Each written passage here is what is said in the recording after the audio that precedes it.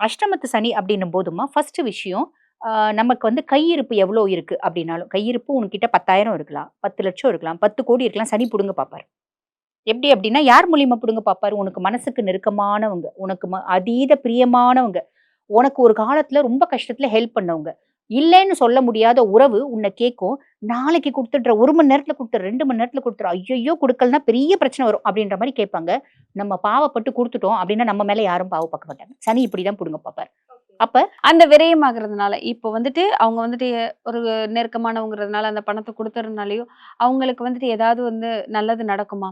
ஏன்னா வந்துட்டு நீங்க சொல்வீங்கல்ல மேம், தலைக்கு வர்றது தலப்பாவோட போயிடுச்சுங்கிற மாரி, ஏதோ எதுலயோ செலவாக வேண்டிய பணம், எவனோ வாங்கிட்டு போயிட்டான். அந்த பாவத்த அவன் தூக்கிட்டு போயிட்டான் அப்படிங்கிற மாதிரி ஏதாவது அது நடக்குமா? நல்லது நடக்கும் தாம்மா. நம்ம கையில நெறைய இருந்துச்சுன்னா நம்ம குடுக்கலாம். நம்மளே கஷ்டப்படுறோம் போது நம்மளால எப்படி குடுக்க முடியும்? ஓகே. இப்ப என்கிட்ட வாங்குறவங்களுக்கு தோணலல்ல மேம், இவங்கள ஏமாத்துறோம் அப்படிங்கிறது ஏன் அவங்களுக்கு இந்த தோணல? காலத்துல யாருக்கும்மா தோணுது? இது கலியுகம். கலியுகத்துல வந்து யாருக்கும் வந்து பாத்தீங்கன்னா, மனசு சொல்ற பேச்ச கேட்கிறவங்க கிடையவே கிடையாது. புத்தி சொல்ற பேச்ச கேட்கிறவங்க தான். எனக்கு எப்படியாவது சம்பாதிக்கணும். நான் எப்படி சம்பாதிக்கணுன்ற எண்ணம் இல்ல. அந்த மாரி எண்ணம் இருக்க மைண்ட் செட் இருக்க பெர்சனாலிட்டீஸ் நெறைய பேர் சுத்துறாங்க நாட்ல.